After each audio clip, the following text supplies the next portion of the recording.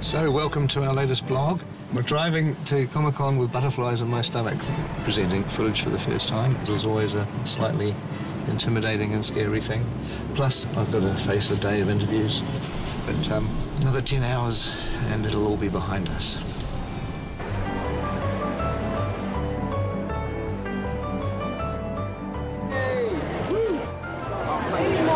So hopefully we'll find Ian and Richard in here somewhere. The Hobbit certainly is more funny. One interview down.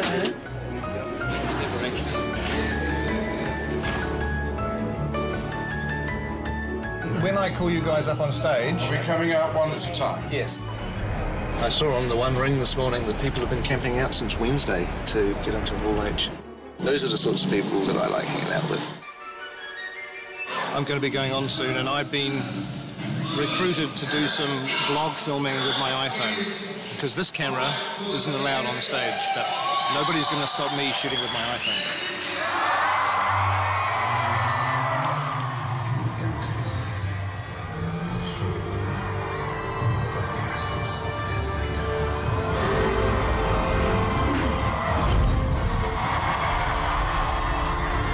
Ladies and gentlemen, please welcome to the stage,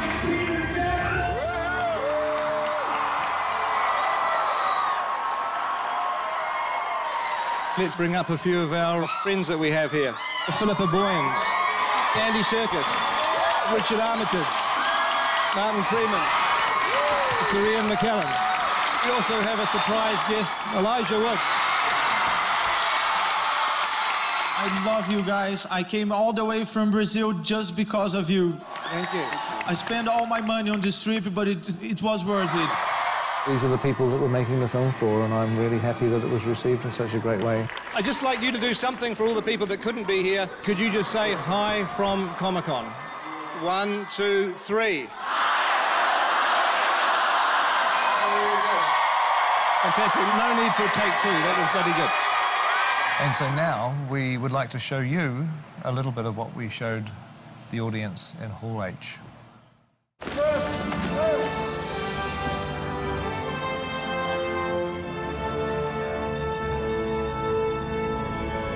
That's great. Good. Welcome to the last 5 days of our shoot. It's a bittersweet kind of moment. It feels like I'm still at the foot of the mountain. It's a little difficult to do a wrap-out on our last bit of shooting because so much of what we've been doing recently has been film too, which is obviously secret. But we'll show you little bits and pieces, little snippets, and there'll be a lot more of what we've been doing that we'll save up for future vlogs. Hey, Comic-Con fans, how are you? This is Dory, coming live from the set of The Hobbit. Stay classy, San Diego. Hi, Comic-Con. John Callan here. I play Oin in The Hobbit. Hi, this is Dwalin saying a big hi to all of you in Comic-Con. Greetings from the very heart of Middle-earth. A really amazing moment for me, I guess. It was the first time we stepped onto Bag End. It's become so embedded in your psyche from what you've seen before. We're all ready to go, and Ian came on for the first time, and you look at him and you go, oh my God, that's Gandalf. I look back on that with fondness because we got to know each other on Bag End, and we really got to know each other as dwarves. Hi Comic-Con, it's Adam Brown here, aka Ori from the Hobbit set. One of the most exciting things, I think, for me was working on these sets that kind of are part of our history. And there was I working on Rivendell with some incredible actors. Just watching Cate Blanchett act, it was very moving. We had shivers down our spines. It was absolutely astonishing. It's been a privilege being back in Middle-earth. Hey, Comic-Con. Hope you're having a good time. My name is Lee Pace. I play the Elven King, Thranduil. Some of the work that I really loved was with Terry Notary, who designs movement for the different races. And the way the elves move is very different than the way the dwarves move, obviously. It was really fun to get into that character and really move in a way that is not human. Yeah. Sylvester McCoy, who played Radagast, is the loveliest man. I need people. I think that Sylvester's going to be one of the delights of these movies. The real McCoy. I remember going out to Trentham and wandering through the 100 metres of forest that they'd built and seeing Roscabel, which is Radagast's house. Radagast's character was a lovely, spirited wizard, and his house really reflected his character beautifully. Dale was beautiful. It really was like, it was like being in another country. It was very Moroccan, Turkish, sort of Italian. Yeah. Dale was one of the larger sets. It rivals some of the biggest sets we've ever built, which would have been Minas Tirith and Helm's Deep, I guess, in the old days. The city of Dale was such a huge set. You're able to just wander around as if you were in some abandoned city you've always wanted to visit. The most fun I've had on set would probably be the Goblins. Goblin Town, the sets just seem to be really sharp and really angular and lots of flames and lots of bones. We were introduced to the Great Goblin. Well, Barry Humphries is something of an iconic legend in this part of the world, and I've seen 2 or 3 of his Dame Edna stage shows, and Barry and the Goblin King just seem to be a natural fit. Have you seen the pile of intestines? Oh, no, but I'll go and check them out. I don't know if anyone's home, but we'll soon see. I found Bayon's house absolutely mesmerizing. It's one of my favorite parts of the book, and the creation, the carving that they did inside that beautiful barn, and everything was so oversized. I want to write the theme tune, sing the theme tune. We built it to the scale of the dwarves, so it was huge. And it made all of us feel small. I used to be able to stand on that set and look at the crew setting up the camera, and they looked like tiny little people. It was kind of incredible. Morning, everyone. Happy last day. Morning. What we're doing for this shot is we're going to get Orlando up on here. Somebody stuck something to my back. What is it? Second unit, I think we're a bit of the rock and roll unit, and, you know, we have a bit of fun.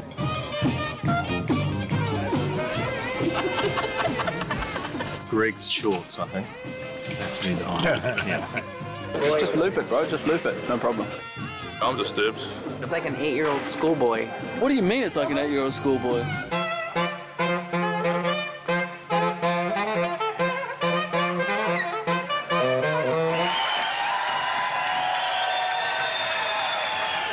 He's a rock star. He has got energy to burn, and that infectious enthusiasm and his absolute dedication made a huge difference to the second unit. Now crank it up.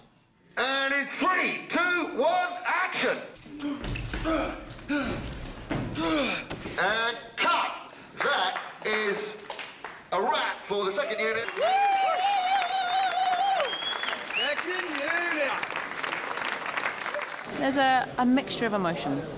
Good to finish, but sad at the same time. Quite frankly, I can't imagine this occurring anywhere else on the planet, so thank you from the bottom of my heart. One of the memories that really sticks in my head the most is walking in through the gates of Stone Street at 4:45 in the morning when it's dark and there's no one else here and the stars are still out, and then slowly the studio comes to life and the sun comes up.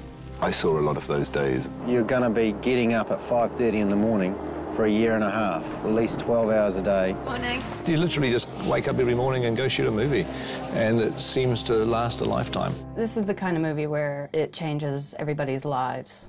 What we do is kind of driven by adrenaline, so we keep going until we collapse. We've got ready about 20 people a day, and that's about 5,000 prosthetic makeups. It's not gonna work, it's not in line. Ow! We're busy, but sometimes we get bored being busy. In the last 18 months, we've probably gone through about 20 litres of glue, about 450 miles of yak hair, hence there are now a lot of cold yaks in the Himalayas somewhere. I've never worked on such a hairy movie.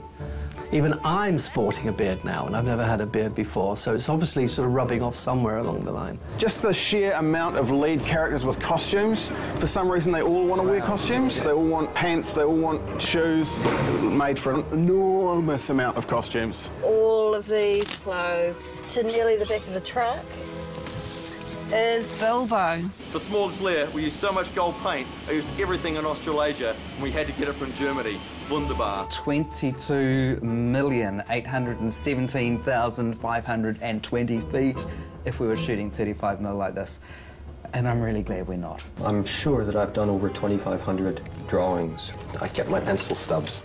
You're literally doing a drawing one day, and then walking on the set a few days later. We shoot a set, take it out, and replace it for the very next day's shoot.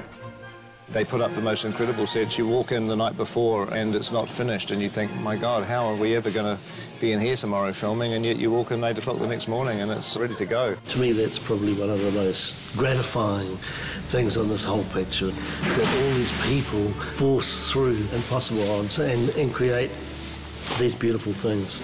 Wow, look at that. Yes. I'll miss the camaraderie of the folks that we've built up and the cast and crew. You know, we've spent an awful long time together. There's like sort of 12 or 13 of us who have been in a mini army.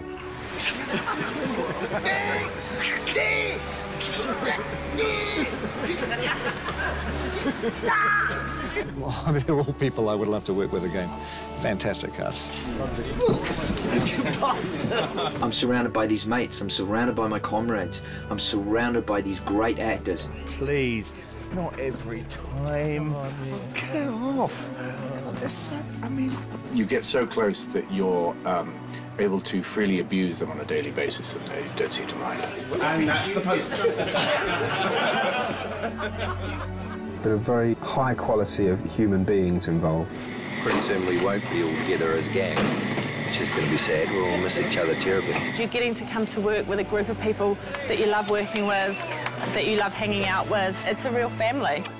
What's this in our laundry? Look at that. Oh!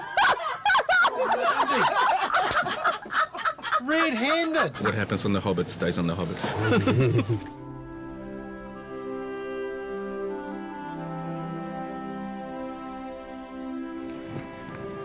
Finishing up in Mirkwood today, eh?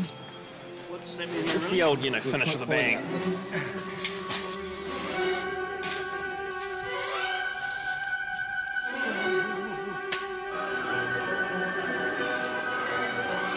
Look out!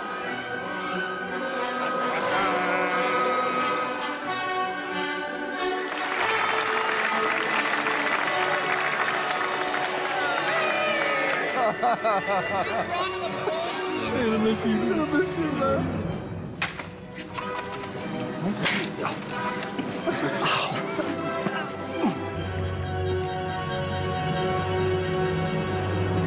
Okay, and action. I need a horse. Why? Where are you going? In search of answers. All right, and cut. Well, unless anybody has anything else they want to shoot, I think we should call that a day. Thank you.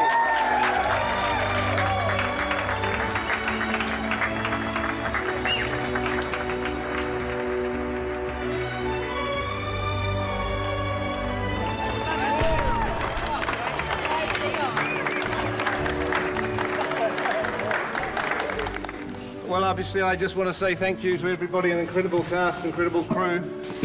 Seems like a lifetime ago that I had to do this speech at the beginning of the shoot. Oh, God, it was a long time ago. You know, as a director, it can be kind of a lonely job. You know, at times you feel like you're by yourself trying to solve problems, but then everybody steps in and suddenly I realise I've got this incredible support and all of you guys have got my back and you're behind me. And for that, I'm incredibly grateful. Thank you.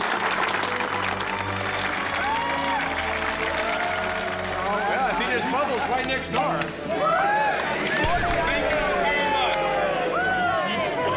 It's been a terrific atmosphere shooting this movie, and I hope the blogs have in some way given you all a chance to share in that and to experience it for yourselves. And we'll be continuing in post-production. The energy, the environment, everything's going to be very, very different, but it's still got equal amount of challenges. So look forward to seeing you during post-production.